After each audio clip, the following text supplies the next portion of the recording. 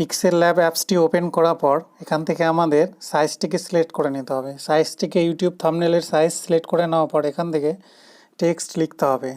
Text লিখে নেওয়ার পর এখান থেকে আমাদের কি করতে হবে, টেক্সট লেখা হয়ে গেলে এখান থেকে আমাদের টেক্সটটিকে বড় করতে হবে। এখান থেকে টেক্সটটিকে বড় করার পরে এভাবে বড় করার পরে মেজারমেন্ট করে এখানে মাঝখানে রেখে এখান থেকে আমরা ফন্টটাকে চেঞ্জ করে নেব। এখান থেকে যে ফন্টটি আমি চেঞ্জ করে নিচ্ছি সেটি হলো devil front, devil bridge bold. এখানে আপনারা এটাকে সিলেক্ট করে নেবেন। সিলেক্ট করে নেওয়ার পর এখান থেকে জুম করে এরকম করে নিতে হবে। তারপর এখান থেকে আমরা কি করব, এটাকে আরেকটি কপি করে নেব। কপি করে এটাকে আমরা টেক্সট লিখে নেব আর লেটার আর লেখার পর এটাকে এইভাবে মেজারমেন্ট করতে হবে। মেজারমেন্ট করে নেওয়ার পর এইভাবে আপনারা মিডিলে এটাকে রেখে দেবেন। তারপর এখান থেকে এই দুটোকে মার্চ করে নিতে হবে। মার্চ করে নেওয়ার পর এখান থেকে এইভাবে মেজারমেন্ট করে এর কি করতে হবে, আমার এর কালারটাকে আমরা চেঞ্জ করে নেব। এর কালারটাকে আমরা এখান থেকে ব্ল্যাক করে নেব। কালারটাকে চেঞ্জ করে নেওয়ার পর এখান থেকে আমরা একটা শেপ নিয়ে নেব। শেপটাকে এই শেপে চেঞ্জ করে এটাকে মেজারমেন্ট করে এর মিডিলে এরকম করে ঘুরিয়ে আমরা কিন্তু এটাকে মেজারমেন্ট করে এখানে আমরা বসাবো। বসানোর পর আমরা কি করব, এটাকে কালারটাকে আমরা এর চেঞ্জ করব। এর কালারটাকে আমরা এখান থেকে ব্ল্যাক করে নেব। ব্ল্যাক করে নেওয়ার পর এখান থেকে আমরা এই দুটোকে কি করব, মার্চ করে দেব।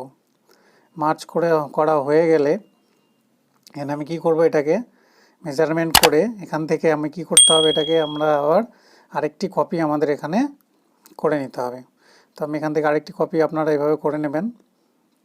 তো একটিকে আমি এখান থেকে হাইড করে নিচ্ছি।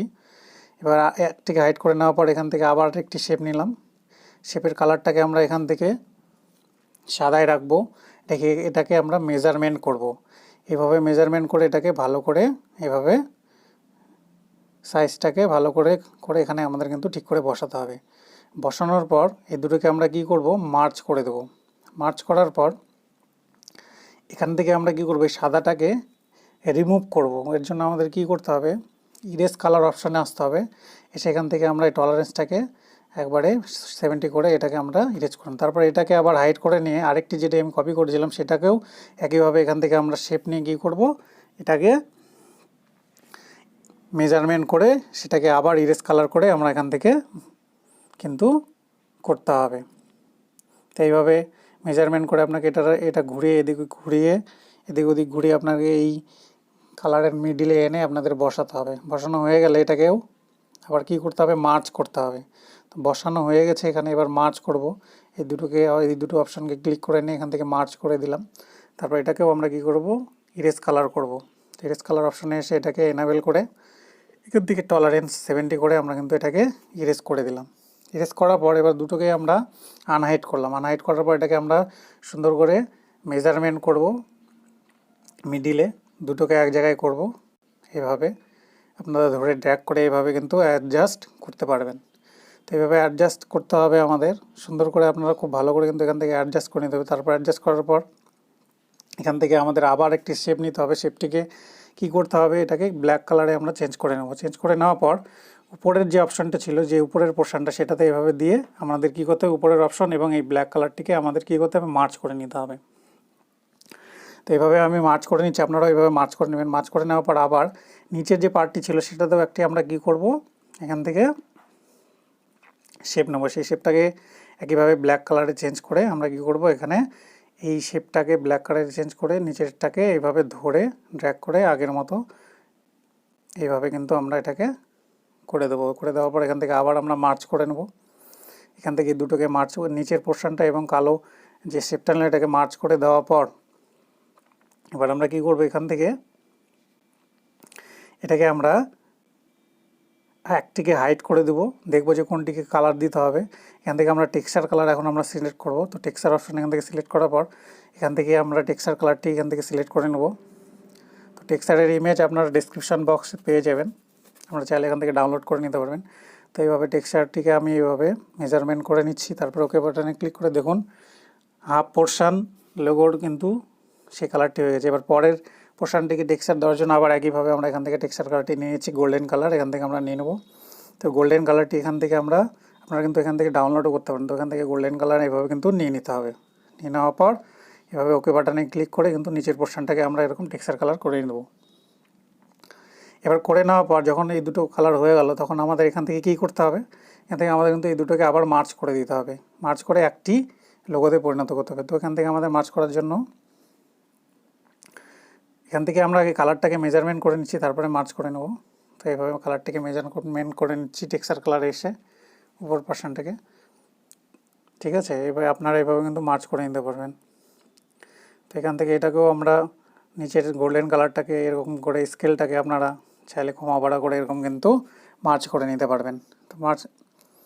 তো এইরকমভাবে মেজারমেন্ট করে এইভাবে আপনারা এখান থেকে কিন্তু করে নিয়ে তারপরে এই দুটোকে কী করতে হবে, মার্চ করে দিতে হবে। তো এই দুটোকে আমরা এভাবে মার্চ করে দিলাম। মার্চ করে দেওয়ার পর এবার আমাদের কী করতে হবে, এটাকে স্ট্রোক কালার দিতে হবে। স্ট্রোক কালার দেওয়ার জন্য আমরা কী করবো, এভাবে মেজারমেন্ট করে নিয়ে এখান থেকে আমরা স্ট্রোক অপশানে আসবো। এসে এখান থেকে এনেবেল করে যে কোনো আমাদের ইচ্ছা মতো আপনাদের মনের কালার যেটা আপনাদের ভালো লাগবে, যেখানে মনের মতো কালার এখান থেকে সিলেক্ট করে নেবেন। তো এভাবে সিলেক্ট করে নেওয়ার পর তারপর আমরা এখান থেকে কী করবো, এখান থেকে আমরা শ্যাডোতে আসবো। শ্যাডো এনেবেল করে এভাবে মেজারমেন্ট করে ব্লার রেডিয়াসটাকে আমরা কমা বাড়া করে দেবো, কোনটা সুন্দর লাগছে সেইভাবে কিন্তু আপনাদের এখান থেকে মেজারমেন্ট করে নিতে হবে। করার পর এখান থেকে আমরা কী করবো, এই অপশানটিকে এমবস অপশানটিকে ক্লিক করে এইভাবে কিন্তু আমরা ঘুরিয়ে ফিরিয়ে এখান থেকে কিন্তু বিভেল, লেভেল, তারপর হচ্ছে specular hardness, ambient light, intensity, এগুলো আপনারা কমা বাড়া করে ছবিটাকে মেজারমেন্ট করে কিন্তু এইভাবে দেখতে হবে কোনটি সুন্দর লাগছে, সেইভাবে আপনারা কিন্তু এখান থেকে মেজারমেন্ট করে নেবেন। তো এখান থেকে এইভাবে মেজারমেন্ট করে নিচ্ছি আমরা। তো করে নেওয়ার পর এখান থেকে আমাদের কি করতে হবে, মেজারমেন্ট অপশন করে নেওয়ার পর এখান থেকে আমাদের ব্যাকগ্রাউন্ড কালারটাকে চেঞ্জ করতে হবে। তো এইভাবে আমি মেজারমেন্ট আগে করে নিচ্ছি, তো আপনারাও এইভাবে করে নেবেন মেজারমেন্ট। তো মেজারমেন্ট করে নেওয়ার পর আপনাদের কি করতে হবে, এখান থেকে ওকে বাটনে ক্লিক করে নিতে হবে। ক্লিক করে নেওয়ার পর এইবার আমরা কি করব, এর ব্যাকগ্রাউন্ড কালারটাকে চেঞ্জ করে দেব। ব্যাকগ্রাউন্ড কালার চেঞ্জ করার জন্য আমি এখান থেকে একটি ব্যাকগ্রাউন্ড সিলেক্ট করেছি, এটা আপনারা ডেসক্রিপশন বক্সের লিঙ্কে পেয়ে যাবেন, চাইলে আপনারা এখান থেকে ডাউনলোড করে এটা নিতে পারবেন। তো এইভাবে ব্যাকগ্রাউন্ড কালারটা চেঞ্জ করে আমরা এইভাবে কিন্তু লোগোটা বানানো কিন্তু অলরেডি প্রায় শেষের দিকে। তো এইভাবে কিন্তু আপনারা ইউটিউব চ্যানেলে প্রফেশনাল পিক্সেল ল্যাবের সাহায্যে ইউটিউব চ্যানেলের জন্য লোগো তৈরি করতে পারবেন। তারপর এখান থেকে ব্যাকগ্রাউন্ডের ব্রাইটনেসটা একটু আমরা এখান থেকে এইভাবে কমিয়ে নেব, তাহলে কিন্তু সুন্দর দেখাবে। তবে এখান থেকে ব্যাকগ্রাউন্ডের ব্রাইটটা বাড়িয়ে কমিয়ে নেওয়ার পর এখান থেকে দেখুন লোগোটিকে কিন্তু আমাদের প্রফেশনাল দেখাচ্ছে। তো এইভাবে কিন্তু আপনারা পিক্সেল ল্যাব অ্যাপসের সাহায্যে প্রফেশনাল লোগো বাড়িতে বসে তৈরি করতে পারেন। তো চ্যানেলটিকে থেকে নতুন কিছু শিখে থাকলে অবশ্যই চ্যানেলটিকে সাবস্ক্রাইব করুন এবং পাশে থাকা বেল আইকনটিকে ক্লিক করে নিতে ভুলবেন না।